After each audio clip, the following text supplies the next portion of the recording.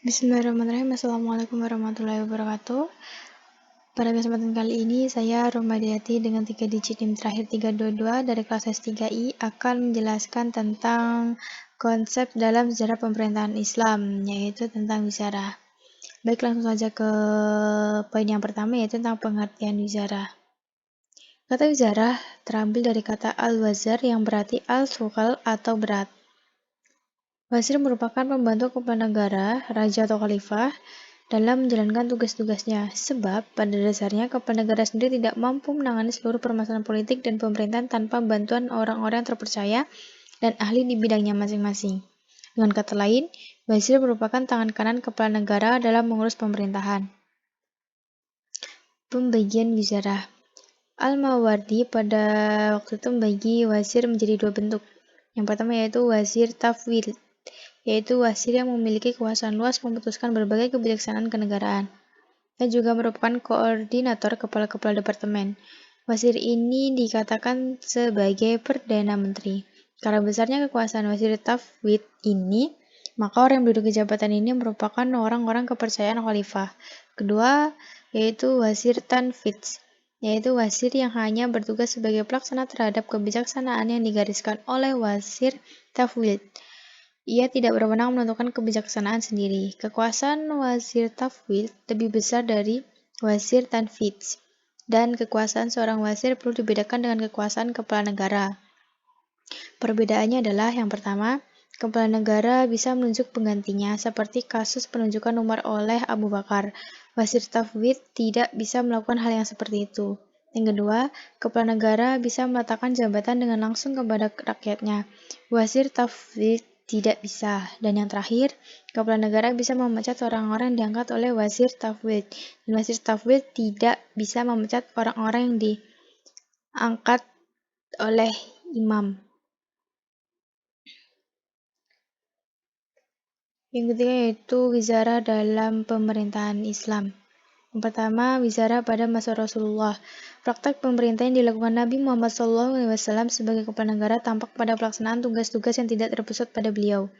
Dalam Piagam Madinah, beliau diakui sebagai pemimpin tertinggi yang berarti pemegang kekuasaan legislatif, eksekutif, dan yudikatif. Tetapi, walaupun pada masa itu orang belum mengenal teori pemisahan atau pembagian kekuasaan, namun dalam prakteknya beliau mendelegasikan tugas-tugas eksekutif dan yudikatif kepada para sahabat yang dianggap cakap dan mampu. Dalam sejarah Islam, pengertian wazir sebagai pembantu dapat dilihat dari peran yang dimainkan oleh Abu Bakar dalam membantu tugas-tugas kerasulan dan kenegaraan Nabi Muhammad SAW. Abu Bakar memainkan peran penting sebagai partner setia Nabi Muhammad SAW. Yang kedua, wizarah pada masa Al-Khulafa Al-Rashidun. Wazir pada masa Khulafa Ar-Rasyidun dapat dilihat pada peran yang dimainkan oleh Umar ibnu Khattab pada Khalifah Abu Bakar. Ketika Abu Bakar menggantikan kedudukan Nabi sebagai Khalifah, Umar adalah pembantu setia Abu Bakar. Kepadanya Abu Bakar menyerahkan urusan peradilan. Namun, meskipun prakteknya telah dilakukan pada masa ini, istilah wazir sendiri belum dikenal. Pada masa Khalifah Abu Bakar, beliau sangat menjunjung tinggi musyawarah. Abu Bakar selalu melaksanakan musyawarah dengan para sahabat dan tokoh-tokoh Madinah sebelum mengambil keputusan mengenai sesuatu. Hal ini mendorong para tokoh sahabat khususnya dan umat Islam umumnya berpartisipasi aktif untuk melaksanakan beberapa keputusan yang dibuat. Yaitu wizarah pada masa Bani Umayyah. Pada masa dinasti Bani Umayyah juga tidak ada perubahan yang prinsip dalam pemerintahan, kecuali hanya sistem pemerintahannya yang berubah dari sistem yang demokratis, egalitarian, atau syura menjadi monarki absolut. Di samping itu, sistem suksesi juga tidak dilakukan melalui musyawarah, tetapi melalui warisan atau penunjukan kepala negara sebelumnya. Pada masa ini juga belum dikenal kata wazir. Dinasti ini hanya melanjutkan dan menyempurnakan lembaga formal yang telah ada sejak zaman Umar. Hanya saja pelaksana lembaga kenegaraan dinamakan dengan khatib, al-hajib, dan diwan. Para khatib bertugas mengurusi administrasi negara secara baik dan rapi untuk mewujudkan kemaslahatan negara. Pada masa ini, lembaga al-khatib terdiri dari khatib al-rasail atau sekretaris negara, khatib al-kharaj atau sekretaris pendapatan negara, khatib al-jurud, sekretaris militer, dan lain-lain. Al-Hajib atau pengawal dan kepala rumah tangga istana bertugas mengatur para pejabat atau siapapun yang ingin bertemu dengan khalifah. Sedangkan Diwan atau departemen terdiri dari Diwan Al-Rasail, departemen yang mengurus surat negara, Diwan Al-Khatim, departemen pencatatan yang bertugas menyalin dan meregistrasi semua keputusan khalifah, Diwan Al-Haraj, departemen pendapatan negara, Diwan Al-Barid, departemen pelayanan pos, dan Diwan Al-Junud, departemen pertahanan yang bertugas menjaga keamanan rakyat.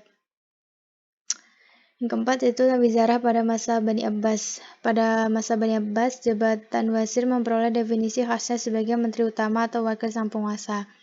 Wazir Tafwid yang terkenal pada masa Bani Abbas adalah keluarga Al-Bamarki. Khalifah Harun al-Rashid mengangkat Yahya bin Khalid al-Bamarki dan memberinya kewenangan yang benar dan dalam pemerintahan. Aku menyerahkan urusan kenegaraan ini kepadamu untuk mengatur rakyat. Laksanakanlah sesuai dengan apa yang menurutmu benar. Engkau boleh mengangkat dan memecat siapa yang kau anggap perlu. Demikian pesan Harun al-Rashid kepadanya. Khalifah Rashid kemudian memberinya stempel khusus atau stempel negara. Dengan demikian, urusan kenegaraan semuanya berada di tangan Yahya. Setelah Yahya meninggal, Wazir Tafwid ini dipegang oleh putranya Ja'far al-Bamarki. Pada masanya, bahkan yang memegang kekuasaan keuangan negara. Yang tadi itu di wizara pada masa modern. Pada masa modern, setelah dunia Islam mengalami interaksi dengan Barat, pembentukan kewaziran atau Dewan Menteri ini disesuaikan dengan kebutuhan masing-masing negara. Secara umum, terdapat dua model kementerian yang dipraktekkan di dunia Islam. Pertama adalah model presidentil. Dalam model ini, para menteri bertanggung jawab kepada presiden yang mengangkat dan memberhentikannya. Mereka semua berkedudukan sama. Contoh model ini adalah sebagaimana yang diterapkan oleh negara Indonesia sekarang dan Mesir.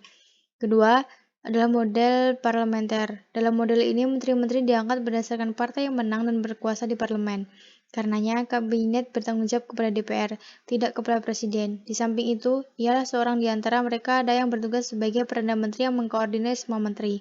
Contohnya, negara berdasarkan Islam yang menerapkan model ini antara lain dalam Malaysia dan Pakistan. Indonesia juga pernah menerapkan model ini pada masa demokrasi liberal pada tahun 1950-an. Dalam sistem ini, presiden atau raja hanya bertindak sebagai simbol. Masuk ke tema yang keempat, yaitu cara kepala negara memilih cara pembantunya. Menurut Yusuf Musa, kepala negara merupakan orang yang paling bertanggung jawab dalam mengurus warganya. Namun sudah logis bila dia sendiri saja tidak sanggup mengurus setiap umat, sehingga otomatis ia memerlukan para pembantu hakim, gubernur, komandan pasukan, dan para pejabat dan lain-lain untuk mengurus seluk-beluk negara umat dengan sebaik-baiknya. Mencari orang yang jujur dan adil dalam menjalankan tugas-tugas dan pengaturan harta yang dipercayakan kepada mereka agar pekerjaan-pekerjaan tersebut ditangani secara profesional dan harta kekayaan dipegang oleh orang-orang yang benar-benar jujur. Di samping itu, kepala negara harus melakukan pengawasan terhadap orang-orang yang menjadi pembantunya dan ditugasi menangani sebagian dari pekerjaan-pekerjaan umum. Kepala negara juga harus selalu memperhatikan dan mengikuti perkembangan serta segala problemnya agar dapat melakukan penanganan umat dengan baik dan memelihara agama. Menurut Ibnu Taimiyah, sifat-sifat yang harus dipenuhi oleh seseorang agar berhak menangani tugas-tugas di tengah umat Islam terbagi dua, yaitu kemampuan dan kejujuran. Yang dimaksud dengan kemampuan ialah kesanggupan melaksanakan tuntutan-tuntutan tugas sebagaimana semestinya yang dibebankan kepadanya. Sedangkan kejujuran harusnya merupakan watak dan sifat takut kepada Allah, bukan dibuat-buat dan takut pada hukuman imam, agar kejujuran benar-benar mengakar dalam dirinya dan goyah karena dorongan hawa nafsu.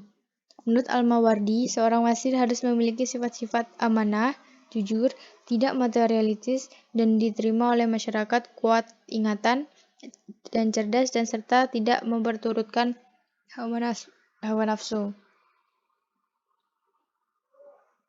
Masuk tema yang terakhir yaitu asas-asas pemerintahan. Menurut Dr. Abdul Muin Salim, untuk menyalurkan mekanisme sistem politik pada umumnya, khususnya pemerintah negara, Al-Quran mengemukakan 4 prinsip penggunaan kekuasaan politik yang dapat dipandang sebagai asas-asas pemerintahan dalam sistem politik. Yang pertama, asas amanat. Asas ini berdasarkan firman Allah yang artinya, sesungguhnya Allah memerintahkan kepada kamu agar kamu menunaikan amanat-amanat itu kepada pemiliknya. Ayat ini mengandung makna bahwa kekuasaan politik yang dimiliki oleh pemerintah adalah amanat Allah dan juga amanat dari rakyat yang telah memberikannya melalui bayat. Karena itu, asas ini menghendaki agar pemerintah melaksanakan tugas-tugasnya dengan memenuhi hak-hak yang diatur dan dilindungi oleh hukum Allah terhadap Di dalamnya amanat yang dibebankan oleh agama dan dibebankan oleh masyarakat dan perorangan sehingga tercapai masyarakat yang sejahtera dan sentosa. Asas yang kedua yaitu asas keadilan. Asas ini berdasarkan firman Allah dalam Al-Quran surat 4 ayat surah An-Nisa ayat 58 yang artinya, dan apabila kamu menetapkan hukum dan di antara manusia, hendaklah kamu menetapkan hukum dengan adil.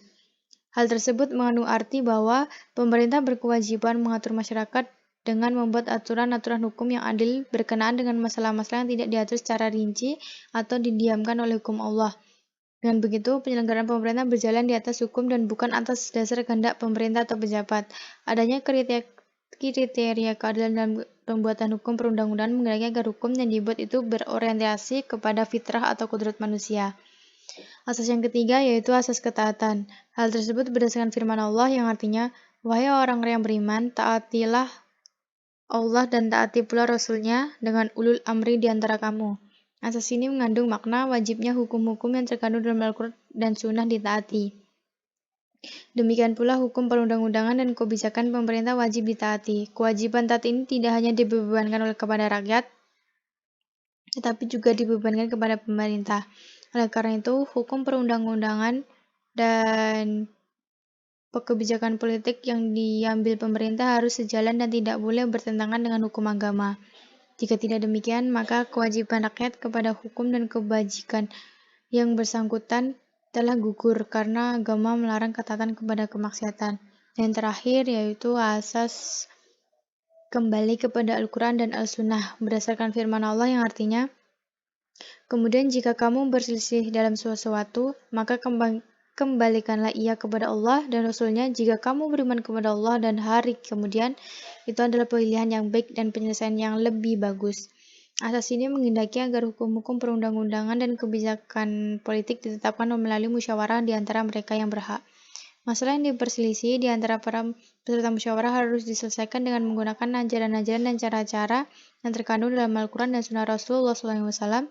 Untuk maksud tersebut, diperlukan rumusan metode pembinaan hukum, perundang-undangan, dan tata cara atau mekanisme musyawarah yang bersumber dari ajaran-ajaran Al-Quran dan Sunnah.